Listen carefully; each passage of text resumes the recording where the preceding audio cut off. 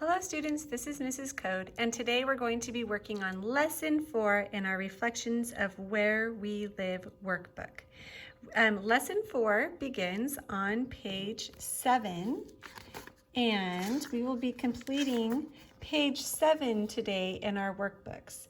But first I want to talk to you about what this lesson is all about. Pause for a moment and think about why the population of California is 36 million. What is unique about our state? California is the most populated state in the United States.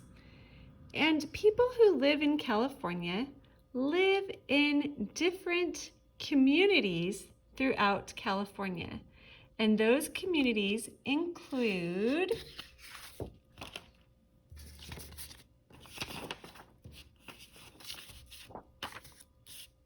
rural areas, and rural areas can be described as areas and things that are away from cities, usually near farms. Another type of community in California is a suburban area. Suburban areas are areas near cities, usually with houses and stores. And the last type of community in California that people may live in is urban communities. And urban communities are related to cities and things in cities. When you think about California, what type of community do we live in here in Eureka, California? Pause for a moment and think about what type of community we live in.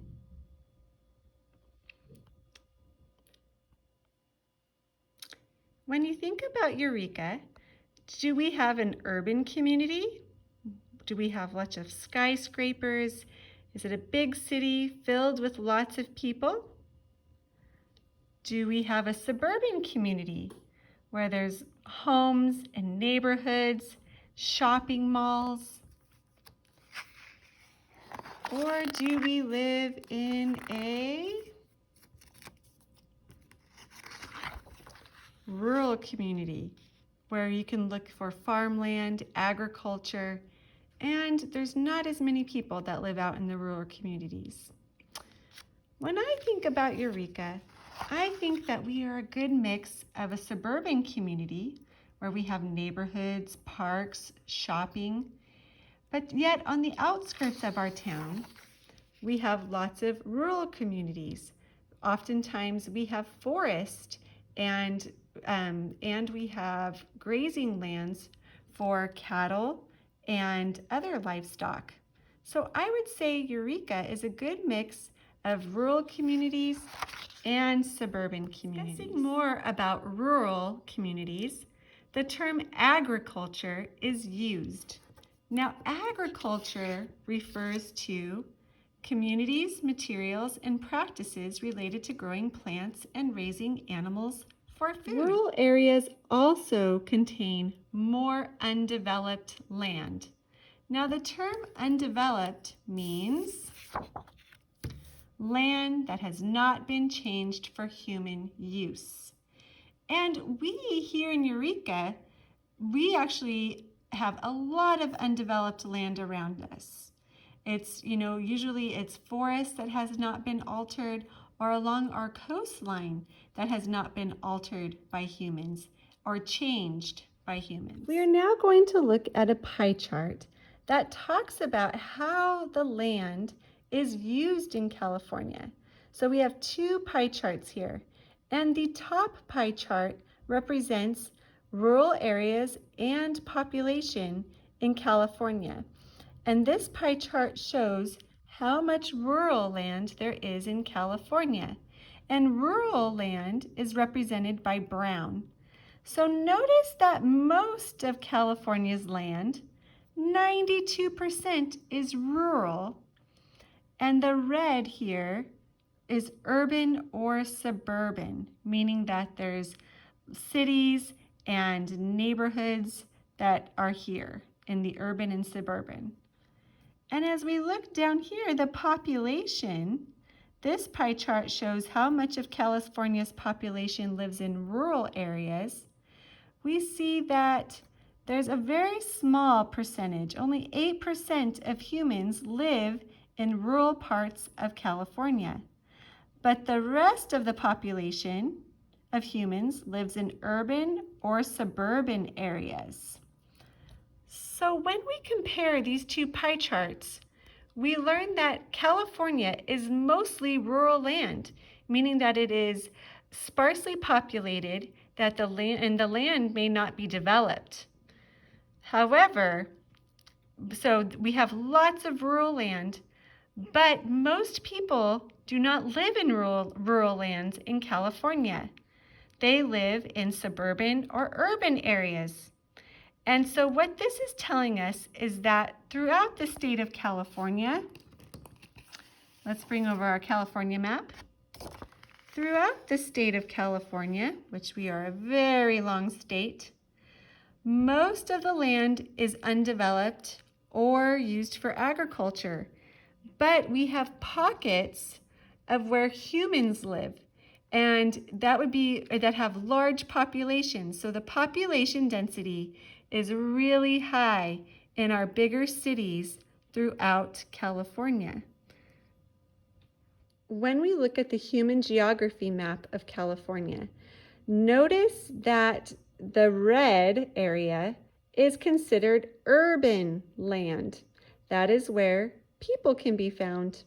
The surrounding areas are going to be agriculture, forest, grassland, lakes and rivers are in the blue, and the beige color is largely undeveloped lands throughout California.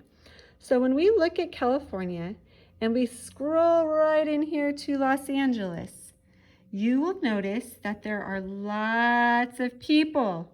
That is all the red. This is showing where all the people live. So there is a huge pocket of people living down in Los Angeles. But if you look around the surrounding areas of Los Angeles, you'll see that there's lots of grassland and large undeveloped tracts of land throughout this area. As we move more to the center of our state, we come into what's known as the Central Valley, all throughout this region. This is agricultural land, and that is where most of our fruits and vegetables, nuts, and even our dairy farms are located here in California. So we have very fertile lands in our Central Valley, and it is suitable for growing lots of crops and providing food for livestock. So California exports a lot of our fruit and our dairy products to other places in the United States and throughout the world. So as we look, we come into Sacramento area and San Francisco, and we're seeing more red in these areas. All of this red is where humans live. Notice that they're very small compared to the land that is not used around those populations. So again, 82% of California is rural land. So a very small percentage, I meant to say 92%, excuse me, 92% of California is undeveloped or natural land, and only 8% of our state is actually being inhabited by humans. And then you can see all of this green in here. This is all forest land. And the forest land is surrounding our large mountain ranges. And when we come up here to Eureka, where we live, we see a lot smaller pockets of red where humans live. We're surrounded by forest, and we have, lakes and rivers. So we have an even less populated area than down in the rest of our state, such as San Francisco and Los Angeles. As we look at page 7 in our workbook, the instructions say use the following table to complete your work. Circle the words in the location column that describe the location of each town or city. So as we look at this together, we'll look at Oakland. Oakland has a population of 400,000 people. It has a population density of 7,120 people per square mile. So Oakland is a larger city. We're going to circle if it would be urban, rural, suburban, if it's north or south in our state, if it's inland or coastal. So you can use your human geography map to help you answer this. So I'm going to bring in my map of the human geography map, and I know that Oakland is over here near San Francisco. So I know that Oakland is going to be near the water.